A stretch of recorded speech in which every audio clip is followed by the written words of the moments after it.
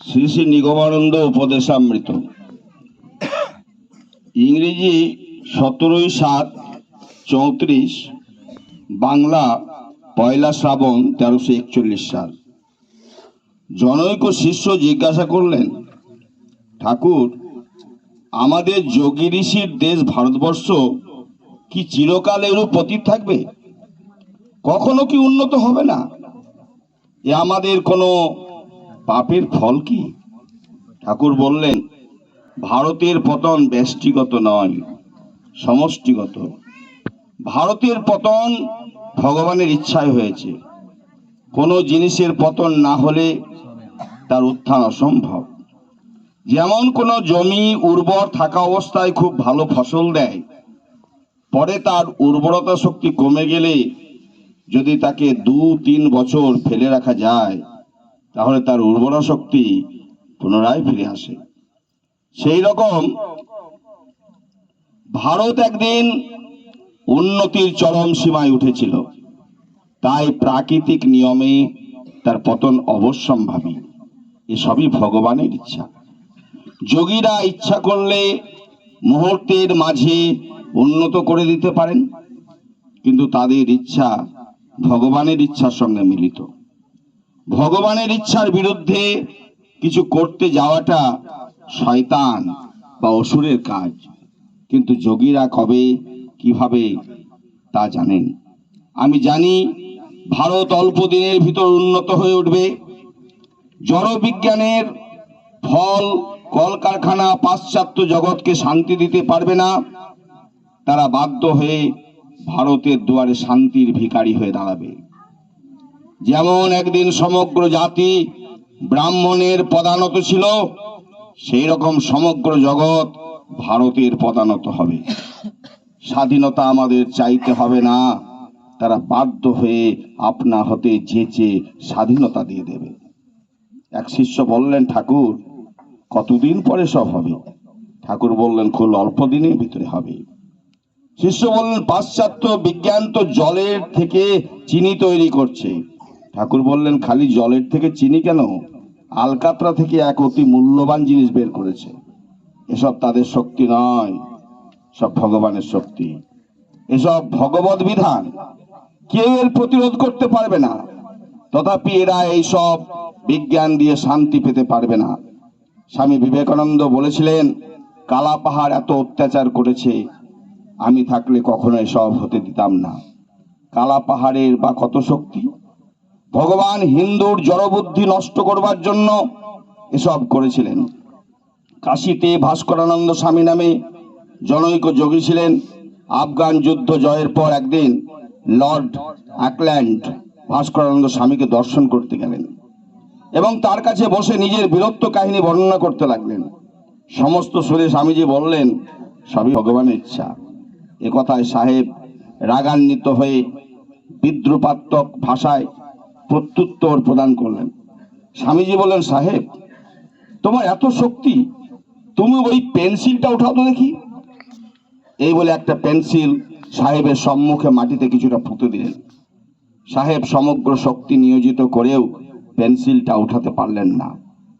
সব শক্তি সদ্গুরুর নিকট বিরাজিত আছে, তথাপি তারা ভগবানের ইচ্ছার বিরুদ্ধে কিছুই করেন না। অনেক সময় সদ্গুরু ঐশ্বর্য প্রকাশ পায়, তার দেহত্যাগের পর শিষ্যবর্গ তা প্রকাশ করে। তার যে ইচ্ছা করে ঐশ্বর্য দেখানো, তা নয়, আপনা আপনি তা হয়ে যায়। ইংরেজি 1935 সাল 31 আগস্ট, বাংলা 1342 সালের 14 ভাদ্র শনিবার শ্রী ঠাকুর বেলঘরিয়া হইতে পুরী আসিয়াছেন। সেবার বড়দিনের বন্ধের সময় পুরীতে ভক্ত সম্মেলনের 21তম বার্ষিক অধিবেশন হওয়ার কথা। নীলাচল সারস্ব সংঘান্তর্গত ভক্তবৃন্দ সম্মেলনের জন্য পূর্ণ আয়োজনে উদ্যুক্ত হইয়াছেন। ঠাকুর উপস্থিত হইয়ায় প্রথম সাক্ষাতের পর বনমালী দাদাকে বললেন, এবার এখানে সম্মেলনী বন্ধ থাক, তোমরা নিকটবর্তী স্থানে যে সম্মেলনী হবে তাতে যোগ দিও, পরে এখানে সম্মেলনী করবে। নীলাচলের ভক্তগণ ঠাকুরের এই কথায় নিরাশ না হইয়া পুরীতে এবারে সম্মেলনী করার জন্য জিদ ধরলেন। ইহা শুনিয়া ঠাকুর বললেন, আচ্ছা তাই হোক, তোমাদের যা ইচ্ছা। নেপাল, লক্ষ্মীধর, দুর্গাচরণ প্রভৃতি উড়িষ্যাবাসী ভক্তবৃন্দকে লইয়া ঠাকুর প্রতিদিন সমুদ্র তীরে বেড়াইতে যেতেন। পথে প্রাণ খোলা ভাবে অনেক কথাবার্তা হতো। তারই মধ্যে ঠাকুর নানা কথার পর শেষে নিজের দেহত্যাগের কথা প্রকাশ করলেন। একদিন হঠাৎ বললেন, দেখো, তোমরা আমার মৃত্যুর পরেও নীলাচল কুটিরে আসবে। আমি এই কুটির মেয়েদের দিয়ে দিয়েছি। যদি আমি পুরীতে দেহত্যাগ করি তবে এই স্থানটা তিনি নির্দেশ করে দিয়েছিলেন আমার সমাধি দেবে।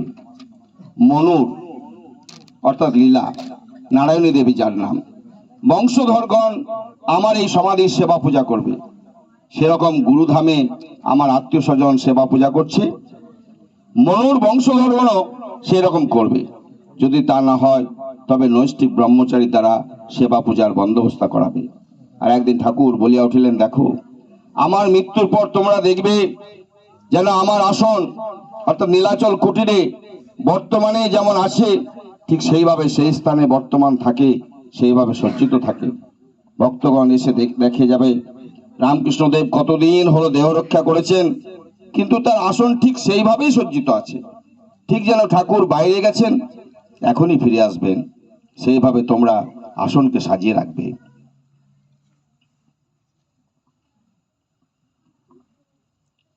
ইংরেজি 5/11/35, বাংলা 1342 সালে 19 কার্তিক নীলাচলের পথে ভ্রমণকালে ঠাকুর বললেন, বাইরে এলে আমার মন বেশ প্রফুল্ল থাকে, কিন্তু ঘরে ঢুকলেই মন আমার সমাহিত হয়ে যায়। রাত্রিতে নিদ্রা হয় না, সেই জন্য ডাক্তার ডেকেছিলাম। ডাক্তারের মতে আমার দেহে কোনো রোগ নেই, অথচ হৃদয় দুর্বল লাগছে কেন? এটা কি আমার মৃত্যুর লক্ষণ? কিছুক্ষণ নীরব থাকিয়া পুনরায় বললেন, হৃদয় যন্ত্রের ক্রিয়া বন্ধ, হার্ট ফেল হয়ে মরাটা খুব সুখের কথা। এরকমের মৃত্যু পুণ্যাত্মা সাধু মহাপুরুষদের পক্ষে খুব ভালো, কিন্তু সাধারণের পক্ষে ভালো নয়। ভুবন ব্রহ্মচারীর বাবার এরকম হয়েছিল। আমি একদিন তাদের বাড়িতে তাকে বললাম, ভুবন, তোর বাবা এ যাত্রা টিকবে না। সে এই কথা সকলকে বলে দিল। আমি চলে আসার কয়েকটা দিন পরেই টেলিগ্রাম পেলাম, সে অর্থাৎ ভুবনের বাবা মারা গেছে। এই মৃত্যু জ্ঞানপূর্বক মৃত্যু। পুনরায় কিছুক্ষণ নীরব থাকে ঠাকুর বললেন, হয়তো আমি 5-6 মাসের ভিতরে মরে যাব। এটা দেহগত ধর্ম। যখন মরব বলে জানতে পারবো তখন খুব শান্তি লাগবে। যেমন অবিশ্রান্ত জীবনে বিশ্রাম আসে, ঠিক সেই রকম বোধ হবে। ঠিক এই রকম অবস্থা আমার বসন্ত সময় হয়েছিল। ঠাকুর বললেন, নেপাল, দুর্গাচরণ, রিক্সার সঙ্গে আসতে তোমাদের কি কোনো কষ্ট হয়? তোমরা সঙ্গে থাকলে আনন্দ লাগে। যেদিন না আসো সেদিন আমি বারবার তোমাদের কথা জিজ্ঞাসা করি। তারপর নিজের দেহের দিকে লক্ষ্য করিয়া বললেন, আমার ভিতরে যে অবস্থা হচ্ছে তাতে আমার মৃত্যু হতে পারে, নতুবা নতুন বল ও উৎসাহ নিয়ে পুনরায় জগতে অন্যভাবে কাজ করব। ইহা শুনিয়া ভক্তগণ জিজ্ঞাসা করলেন, ঠাকুর, আপনি চলে গেলে আমরা কোথায় যাব, কি করব? ইহার উত্তরে ঠাকুর বললেন, কেন, আমি যেখানে থাকবো তোমরাও সেখানে থাকবে। জয় গুরু, জয় গুরু।